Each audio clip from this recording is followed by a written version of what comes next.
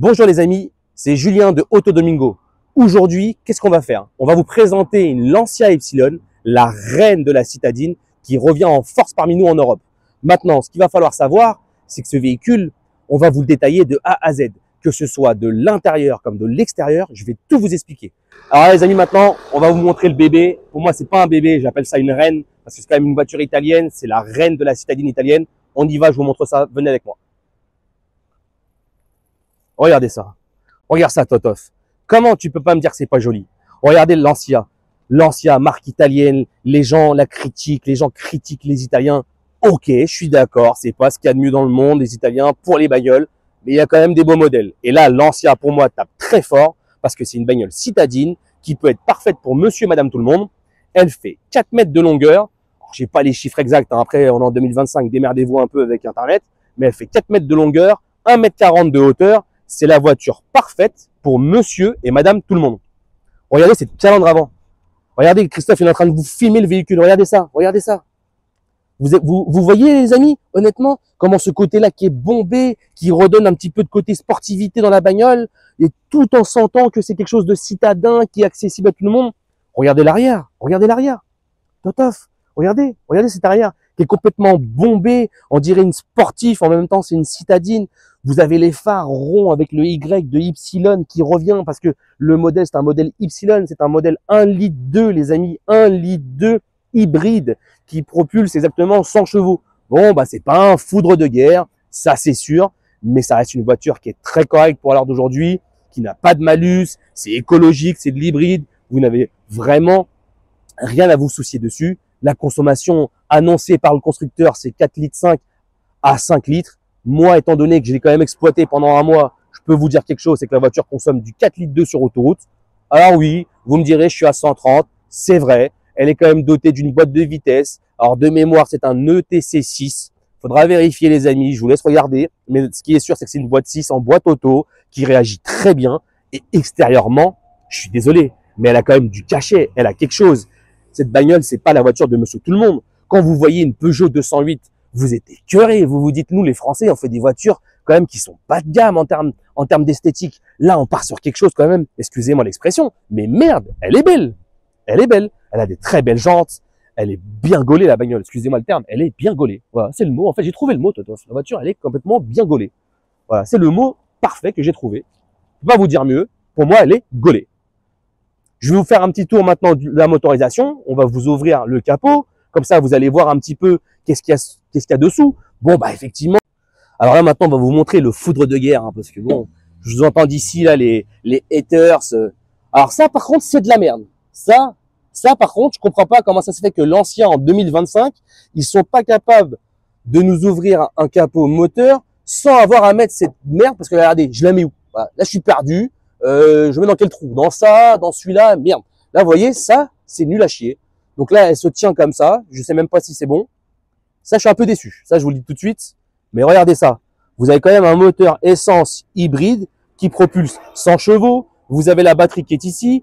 Bon, vous avez quand même un véhicule qui est propre, qui est bien fait, c'est soigné. Vous avez tout qui est à portée de main. Vous avez le niveau du liquide ici. Voilà, vous avez ici le niveau pour les essuie-glaces au cas où vous avez besoin. Ça, c'est le liquide de refroidissement. Bon, après, je suis pas garagiste, les amis, hein, mais je suis pas mécano non plus. Mais ce que je veux vous dire, c'est que c'est à la portée de monsieur tout le monde. Et cette voiture, pour moi, elle est typiquement faite pour soit un couple, soit une femme seule, soit un monsieur seul, qui a envie de se faire plaisir et de se dire, je prends une bagnole qui a de la gueule. Je suis désolé, elle a de la gueule.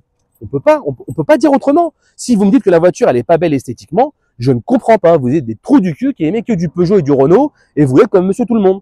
Bah non, moi j'ai envie qu'on se démarque. Et oubliez pas une chose, à équivalent citadine 208, ça vaut 24 000 euros.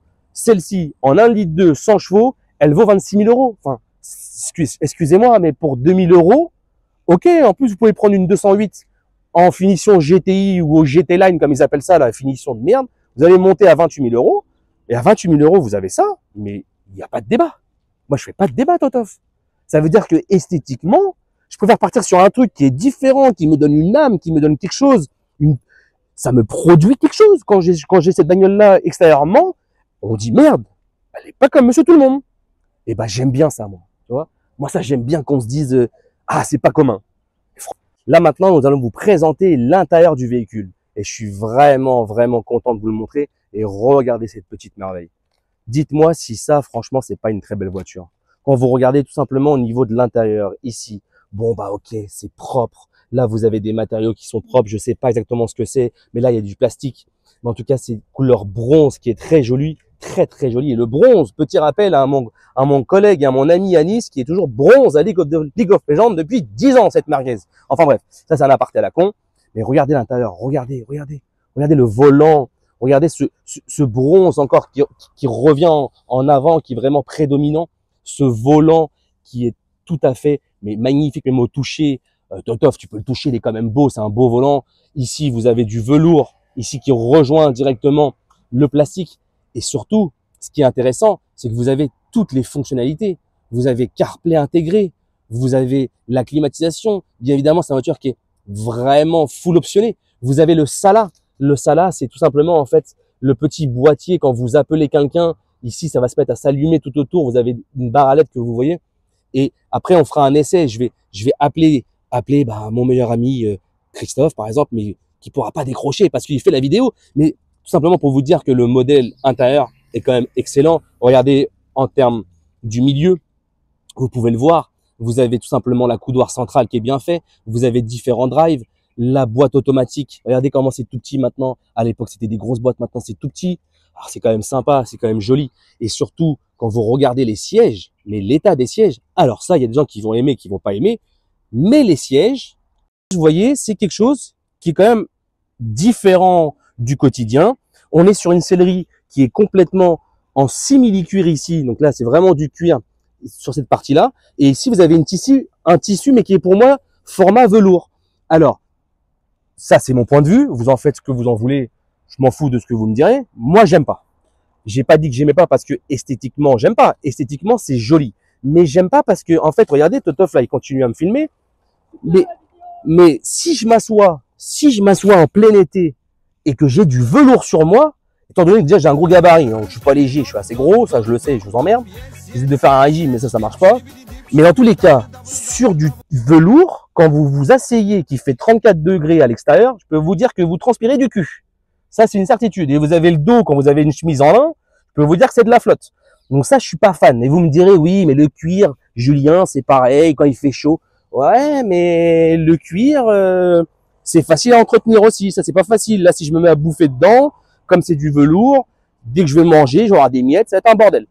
C'est le seul reproche que je lui fais vraiment intérieurement. Parce que sinon, à part ça, elle est d'une beauté, mais excusez-moi, qui est très belle. Alors, comme je vous ai dit, elle fait 4 mètres de longueur. Effectivement, si je me mets à l'arrière, il y a un petit couac, parce que moi, je fais 1m75, 80 kg. Je suis pas non plus tout mince, comme on dit. Mais vous voyez, si je m'installe à l'intérieur et que je me mets à l'arrière, donc là, la voiture à l'avant, elle est réglée pour mon niveau, d'accord? Elle est réglée pour ma taille. Donc, 1m75, 80 kg. Si je me place à l'arrière, bon, eh ben, je vais pas vous mentir que je suis quand même serré quand même. Hein. J'ai un peu les fesses un peu serrées. Ça, faut pas se mentir. Par contre, la hauteur sous plafond, elle est quand même correcte. Je suis 1m75. Bon, je fais pas 1m90, mais je suis quand même bien assis en termes de hauteur. L'avantage, c'est que l'assise du dos, elle est quand même très bonne. J'ai pas mal au dos. Par contre, au niveau des jambes, bon bah, je vais pas vous mentir au niveau des jambes là, bon bah Jean-Pierre qui est devant moi, je lui mets des coups de tub, hein, comme on dit, hein, excusez-moi l'expression, mais là je lui mets des coups de genoux quoi. Donc là le pauvre, il est pas au top. Mais c'est vrai quand même que les matériaux sont bien, c'est du cuir, c'est du vrai, c'est quand même vraiment du vrai cuir. Je suis pas fan du velours. Bon, ça c'est à débattre. Ça, vous me direz dans les commentaires vraiment ce que vous en pensez. Mais moi, le velours, je peux pas vous mentir que quand il fait très chaud, et la caisse, ça fait un mois que je l'ai, et je peux vous dire que moi, dans ce que je fais, bah, je fais des kilomètres dans mon métier, et je suis un peu comme un routier. J'en ai fait des bornes. J'étais vraiment dans le sud de la France. Quand il fait très chaud, c'est très désagréable, personnellement. Mais par contre, la 6 est bonne. La 6, putain, bordel, elle est bonne.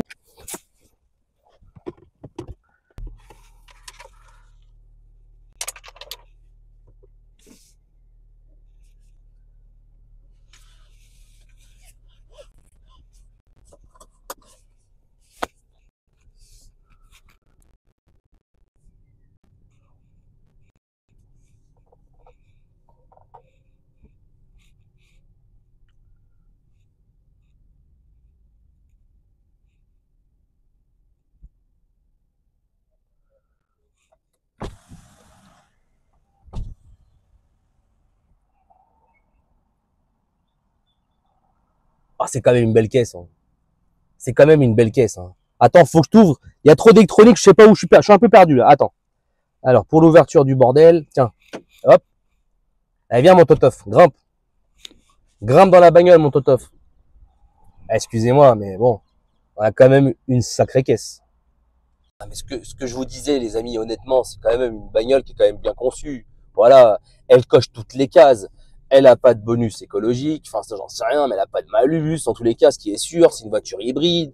Elle consomme que dalle. Esthétiquement, franchement, si vous me dites qu'elle est moche, je vous ai des trous du cul parce que honnêtement, elle est quand même bien gaulée. C'est une belle bagnole. Ok, c'est italien, on critique les Italiens si vous voulez, mais bon, pour l'instant-là, les Italiens, ils ont eu quasiment les plus belles femmes au monde et commencent à faire des bonnes citadines qui sont quand même plus ou moins correctes. Donc pour le tarif, franchement, faut pas se poser de questions. Là, on roule en ville, on est autour du château de Vincennes, on se promène, la bagnole est élégante, les gens nous regardent, ils disent qu'est-ce que c'est que cette caisse? Eh ben, c'est une bagnole à 28 000 balles. Je suis désolé, mais vous prenez une 208 demain, je redis, je répète, voilà, une 208, c'est le même prix, mais c'est moche.